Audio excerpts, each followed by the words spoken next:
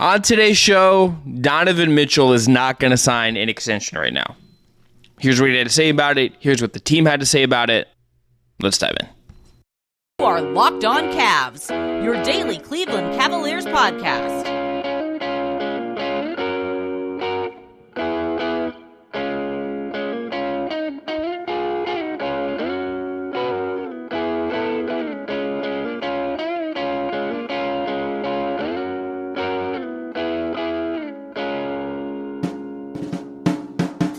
All right, the music you heard on the way in is from our friends at Astro Radio. I'm Chris Manning. That is Evan Dammarell. We are the Locked On Cavs podcast. Thanks again to Jake Stevens, as always, for producing. Coming at you here with our second part of our two-day media day recap, special, extravaganza, whatever words you want to use. Let's start with Donovan Mitchell today, who talked about his extension. We wanted to put this, I understand this is in part two. I understand that this is probably the biggest story actually coming out of today, but I think this deserved its own segment one slotting if we're building a show, so here's where it is. Here's the TLDR. Donovan Mitchell made it pretty explicitly, not pretty explicitly clear, he just made it explicitly clear that he's not going to sign an extension right now. He was asked a couple times in different ways if it was a money thing, and he said no to that. He basically said that this is about, is it the right environment for me? Does he want to be here long term? Does he see himself winning basketball games here?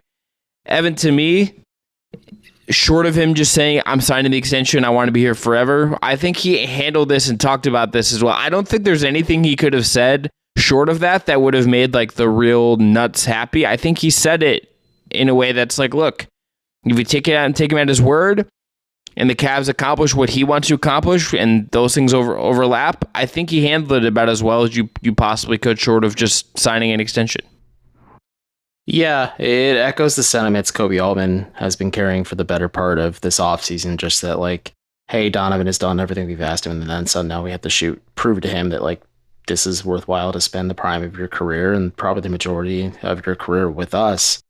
And it'll be interesting to see how this evolves and plays out, but I think just him kind of nipping it in the bud, more or less, him as in Donovan, and just saying like, yeah, I by opening night, I will not sign an extension with this team. I want to see where things are at. I want to see, like you said, like evaluate things for what's best for him and his future, whether that's here, New York, Miami, somewhere in between. And there's going to be plenty of reckless speculation. I think I noted it in the show notes, just from our own private side of things, like, it's gonna be a talking point, like if the Cavs have a skid during the regular season, or let's just say, hey, things go the same way they did in the playoffs. I think it's gonna be a lot more crystal clear then. But we'll see how this, and then also it just won't be as loud when the Cavs are doing well. But like we'll see how this evolves. Altman and Mitchell both did say like, hey, I have 2 years left on my contract. Like they have a bit of a runway to figure this out still. But the clock is ticking. It's just not ticking as loudly quite yet. And I think, again, Mitchell just putting that blanket statement out there just pretty definitively should quiet some of, not all of, but some of the outside noise surrounding just what his future could be. I just really don't understand like what more people could want from this. Like, yes, is it going to be a storyline? Mitchell himself said like, this probably isn't the last time I'm going to get asked about it. Darius Garland got asked about it, and he kind of brushed it off. He's like, that's a question for him, which I think is fair. Darius literally said he's a grown man. He can make his own decisions. Yeah, Kobe Altman talked about it. Yeah, Kobe Altman talked about it, and it was like, look, he has some time left on his contract, but I think playing it down a little bit. I think that's, like, what more I think could he have said to me is, there's nothing else. There's nothing else. Say the only thing he could have said is just drop the Giannis liner and say, I have enough expletive money already, but I can sign for as much as possible. I mean, he kind of said that without saying he said, that. Like, yeah, it's not financially driven, the decision. He wants to make sure it's what's best for him and his career at this point. Well, like, look, he also could have just like he could have like, again, I think short of like pulling out a contract and signing it. By construction workers. Well, there were no construction workers there today. Yeah, like short of that, like I don't know what else he was. Well, yes, but not in the way we're thinking. You're thinking of with Kevin Love. Yeah, I know. That's just me being facetious. Okay. So, like, short of that, I don't understand what else he could have said that that could have like calmed people down. I think the tone that he made it again very clear that he was talking to Kobe, talking to everyone, that this is like an open thing. This isn't like something where they're not going to talk and not like try to be on the same page. I think he laid out a pretty clear path where things could work and things could be in a situation where they are able to find common ground here, and this is a partnership that lasts a longer bit of time. Like, I think that is very much on the table. Even if you ask Mitchell with Strus here, when he said, in my heart of hearts, do I like want to be like, would I like to play for the Knicks, or would I like to play like in Miami or something for that organization? Yes. I think like that, like if you ask him that, he might tell you like deep down like that appeals to him in some way. That's a very human thing. I'm sure that appeals to a lot of other guys on the roster and a lot of other guys that aren't on those teams around the league. I think we know that to be true. Damian Lillard. I just look at this and I think, okay, like there's a real path here where this works out and Mitchell's around and signs an extension next summer. Like that would not surprise me at all if we get to June of next year or July, and it'd be July and Mitchell's signing an extension or signs one in August or something like that. That would not shock me in the slightest if that's where this ends up in some way. It also wouldn't, I agree with you. It also wouldn't shock me if it's not like a super long-term extension either. Like the Cavs are like, okay, there's something here and Mitchell agrees and they still want to do like, not the LeBron song and dance, because Tristan was asked about that, and Tristan's just like, LeBron's his own man. You can only control what you can control, and like he's on the roster or he's not, and like we did a lot of great things together. And like Tristan's like, I've also played without LeBron here too, guys. Like I've seen both sides of the coin, and he's just like, speaking of coins, Donovan's gonna have plenty more in his pocket no matter what. So like, yeah, we'll see how this evolves. I think this is obviously a conversation we'll watch and see what happens, just because.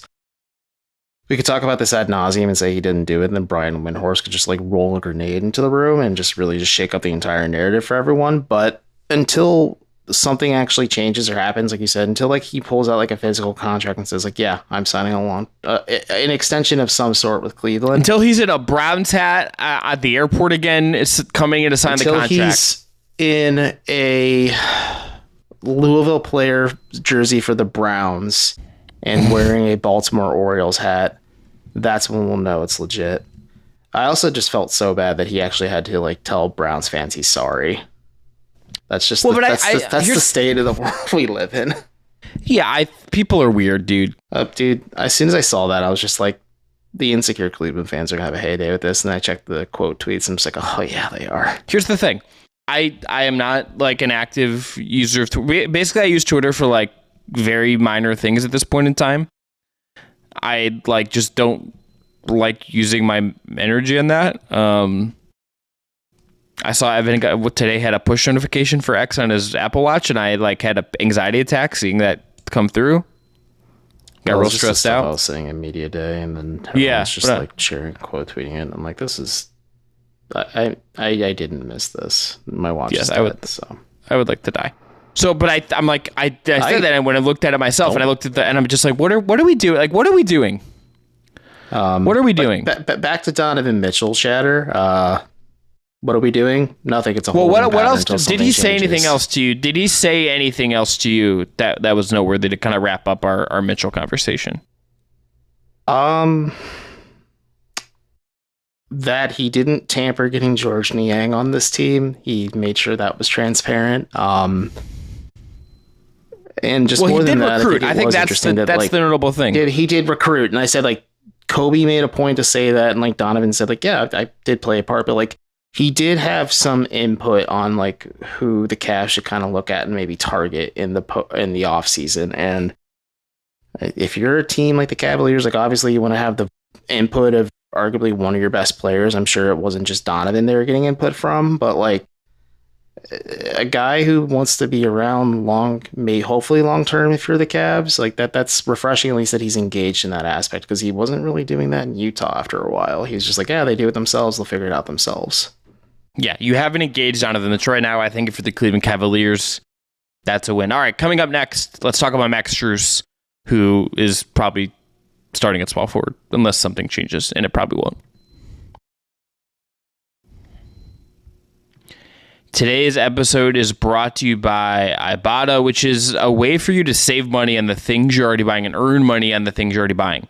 Football season's here, right? So that means wings, pizza, maybe even some buffalo chicken dip.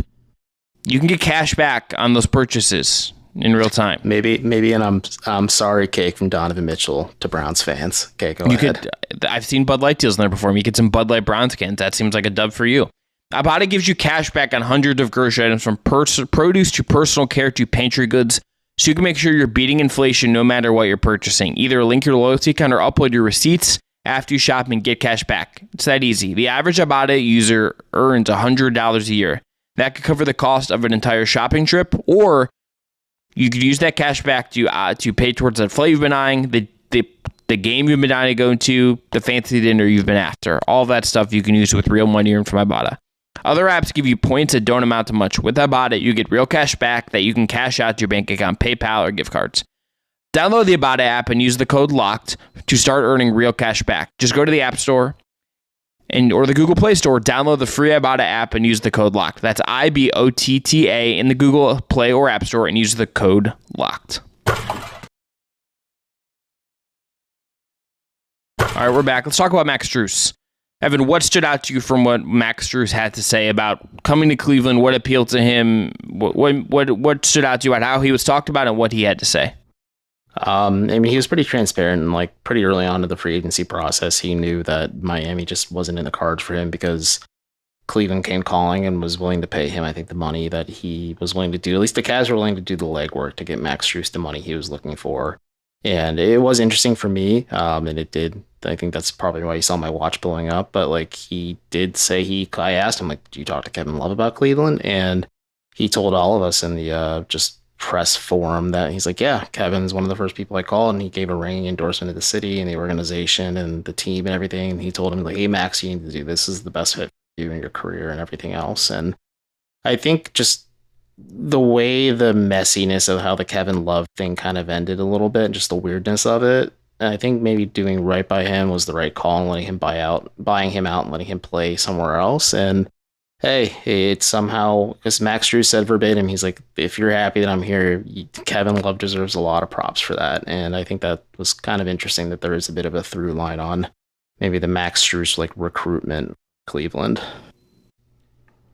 He, I think, came across just like exactly how I'd kind of expected him to after talking to our friends at Locked On, David Ramil and Wes Goldberg, watching some media stuff with him, just seeing how he talks. He, to me, was really professional, very polished, very direct, He also just spoke so highly of, I think, by everyone around on the team. Mitchell shared this story about a conditioning test they did, and that Strus kept going, and I think that speaks to what they're getting here. You cannot expect him to bring quote unquote heat culture to Cleveland. That is a Pat Riley thing for sure, though. Well, that's not just a Pat Riley thing. I think it's part of the Pat Riley thing, but it's Spo, it's the conditioning coaches, it's the assistants, it's the ecosystem. It's Jimmy Butler, right? There's a lot of things that you can't just transplant. But the ethos of Max Strus, I think, can have a positive rub. If he comes in and is working his butt off and is the hardest worker of the room, and he is competitive and holds guys accountable and is part of a broader, cooler thing going on here, that's a big win. That's a really big win. And yes, you're going to get value from the shooting, and I think he'll benefit from the motion offense. Yes, I think he should be the starting at the 3. There's a ton of value there, but you are, I think, getting something really cool in Max Strus, and I'm excited to talk to him throughout the year and just kind of pick through his brain about what works and what doesn't, and what he's seeing as someone that's new to this system here. Yeah, the way Max, like you said, he's very Donovan Mitchell said he's pretty straightforward and not really full of a ton of jokes and gaffes and stuff. Maybe George Niang was. That's who he compared him to in terms of the new faces, or even Tristan Thompson, who, again, quote machine media day today, but more so than that, he's a guy whose brain I do want to pick more, because I'm you are a role player. You're the most high paid role player on this Cavs team. But you are kind of a key fulcrum piece to making a lot of the offensive flow work, whether it's the starting lineup or lineups with bench units and things like that. And I'm curious to see like what his inputs and thoughts were. And I think something that is kind of interesting is a lot of not just Kobe and JV, but like his teammates as well said like, hey, he was in the NBA finals like twice in his career. Like he is other than Tristan, the most experienced player on this Cavs roster in terms of postseason like experience. Is there any debate to you that he should be the favorite or should start at the 3 as of right now? Any concerns about that? Unless Isaac Okoro comes out guns blazing, just because I have admittedly watched more Isaac Okoro defensive tape because that's his biggest strong suit compared to Max Strus, and I always am leery with Miami players. Like Max Strus's shooting conveys, but he was all right at times, pretty not perfect or like average, like slightly below average defensively within the Heat's ecosystem, but it's the Heat, so you take it with a grain of salt. But I think it's Strus for now, and like unless like Isaac Okoro does something absolutely like bonkers, like it's gonna be Strus just from the pure shooting upside. Yeah, I think that's all right. I think he is clearly just the kind of player that they just didn't have in a couple different ways, and I don't think he's going to be like the rah-rah, like angry vocal guy. I don't think that strikes me as like his leadership style, but I think another guy who's going to show up and do the work. And like, I think someone that's, I think like Lamar Stevens had some of that energy, but I think someone, all respect to Lamar Stevens, who I like, and I'm very happy he's got an NBA job and he's wearing number 77 with the Celtics, which is just like immediately an amazing jersey number. The Celtics are so thin, Lamar Stevens could be a regular rotation member until the Celtics add depth elsewhere. Lamar's like not a bad NBA player. Like he's has not a like bad his NBA role. player. It's just he has limitations within what his role is. Yeah. Yeah. I think if you think about what Strus is going to be, if he can be the guy that's playing a bunch and can bring some things to you and be contributing some of these things in this energy, I think that's really, really cool. I think that's a really, really big deal. I think that's additive again in a really, really important way that I'm excited to see where that ends up, what that looks like.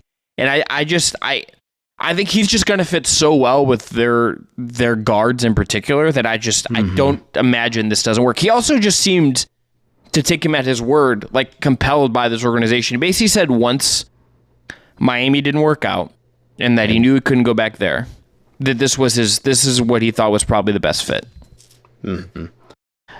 And yeah, no, like you said, like he knew this is the best fit for him professionally, and obviously just eventually probably a pretty clean path for him to do the starting 3 as well. Like he was starting in Miami, of course, but like still a clean path to him remaining a starting player for just like what he can and cannot do. I don't know just where I was going with that, but either way, yeah, it's going to be interesting to see. To your point about like his journey, it is interesting just because he went undrafted out of DePaul, didn't really do anything of note with the Bulls, and then is another Miami Heat player development success project that was just a diamond in the rough that the Heat found, and he was able to cash in on it. And I'm curious to see what Max Strus gives to this team. But like you said, like I think there's going to be a lot of good things just because what he provides is just such a needed commodity for the Cavs. And I mean, any team really needs it, but like Cleveland especially, like they need shooting from the perimeter. And if he was in that Knicks series, he definitely would have benefited from the pressure Mitchell saw at times or Garland saw at times, and be like that guy who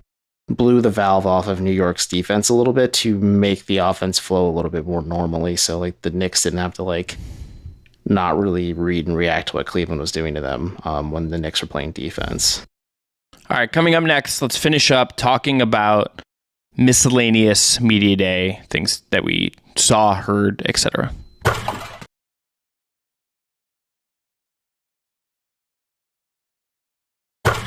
All right, media day. Evan, just give me another random thing that stood out to you during all of this. I did notice that Darius Garland did look like a little bit bigger. Like he's obviously not like a big dude to begin with. It was funny that him and Donovan were standing on their tippy toes for that group photo with Jarrett and Evan, but like he looked more like in his shoulders and in his like upper body, like he looked a little bit more muscular, like a little bit stronger. And I'm curious to see if that's maybe an addition, because like we talked about him using the physicality that he's sometimes facing to get to the free throw line more often. Maybe like that was a off-season move on his part to kind of handle those rigors, because he does have to deal with some injury stuff just because he is smaller and he has been banged up plenty of times, and just obviously adding more muscle and just getting stronger is probably going to just make your life easier in that regard. So he looked like, honestly, did like look, he had like a little bit of like a bicep action that I don't remember, like and I think that will serve and him his, well. Like upper arms like looked like they were bigger when I've last seen him, and it's been months. So yes. Tristan Thompson, let's just get this one out of the way, because I think we can finish on Karis LeVert. So Tristan Thompson, if you had just like played what he said like in a vacuum without knowing it was Cavs media day, you would have thought this dude was running for city council. Probably would win. Honestly, he'd be like, I was on the 2016 team title team. He literally said that team should be in the Hall of Fame. He's like, he's not wrong though. He's not wrong. Not wrong. But then what he said about handling storms of excrement, just like he's like, I've been down 2-0, I've been down 1-0, I've been down 3-1. I'm just like, yeah, like he knows how to play the fans, and he also just like knows how to say the right things. And like he said, he's a lot more polished. He's always been one with one-liners and jokes and quips, and it's nice to see. Even when he was asked like, why did you pick 12 as your number? He like first joked and said like, well, it's one less than 13. And then he said it's a number he wore in high school. But still, like, I don't know. It's nice to have Tristan back. And like the fact that he's just like, yeah, I always saw myself being back in Cleveland in some capacity. So maybe maybe it's city council in another timeline instead of like back with the Cavaliers or doing broadcast stuff. Well, so the other thing is about him, the more than before we get to like the important part of this, he looks weird in 12, and I understand that Rubio has 13. I understand that like he's wearing 12. It doesn't matter. It looks so weird. When I saw it, I remember the first, I will never, until like my brain turns to goop, which is probably like in 6 months, when I was like looking over and I saw him walk in the back way before he did some promotional shots before he comes over to talk. And I see the number 12 on his jersey. So weird. It just really? it took me back. It's never gonna look right. He's number 13. I understand Rubio has it. It just doesn't. 12 on Tristan Thompson feels wrong. Like I almost feel like he should wear like 6 as like an homage to Toronto. I know he said he wore 12 in high school. 12 just doesn't look right. If he can't wear 13, I feel like we should just like maybe have 2 13 jerseys. Like a college football team. Yeah. I don't know. Like I don't. It doesn't actually matter. Because like it does look weird, and like obviously you're not gonna do that. I don't think you can legitimately do that, even though Ricky and Tristan are different heights and look completely different. But more than that, like yeah, it did look weird. But I'm just like, oh yeah, it's like it's an old familiar face, because when we're talking about Kevin Love getting his contract bought out by the Cavs. We're like, that's the last championship piece, other than like, and then like Jetty Osman was the last finals guy, and then before Tristan came back into the picture, like there was no one. It was a weird time, and like it's also even more like just odd to me because like Tristan's last year in Cleveland before this season was Darius Garland's rookie year. Like that's how long it's been since he was with the Cavs, and I'm just like, yeah, it's just like. It's odd. It's like an odd, twisty, windy road that like took us to where we are now. Yes. All right. He basically though did say he's back to be the guy who says stuff. He said he wants him to go through adversity. I think we knew this, but I think it's very clear why Tristan Thompson is back. We know that this is about him being the adult, him being the leader, the veteran guy who can say what needs to be said. That is very clearly what's going on here. Yeah, and I talked about this when we talked about Evan Mobley a bit, but like Tristan's made it pretty clear. Like he's like, oh, I see a young Anthony Davis in front of me, and I tell Evan quite a bit, like we need you to be our Anthony Davis, and having a guy that can push your most soft-spoken player and the guy who's like just doesn't say a lot to begin with to just like kind of maybe hit those pressure points and buttons and maybe unlock him in ways the coaching staff or maybe he can't do himself. And Evan Mobley, like. That's going to be pretty big for Mobley's development because, like, he is on paper, like, on the path to be Cleveland's best player. And maybe Tristan Thompson's, like, a bit of the catalyst who just kind of maybe pushes him when he's feeling uncomfortable just to make sure he finds comfort in that discomfort. Yes. All right. Last thing. Karis LeVert revealed that he had shoulder surgery before last season. He had the healthy season of his career anyway, so he didn't get to train much beyond last season. He kind of alluded to that he thinks his mid-range stuff is going to get back to normal as a result of just maybe having a more normal offseason. That he hopes to continue hitting threes at the clip he did. I think he was pretty even-keeled. It was very much a normal Carrots Delivery media session. But I went and checked my notes, could not find any notable that he had surgery before last season. Nope.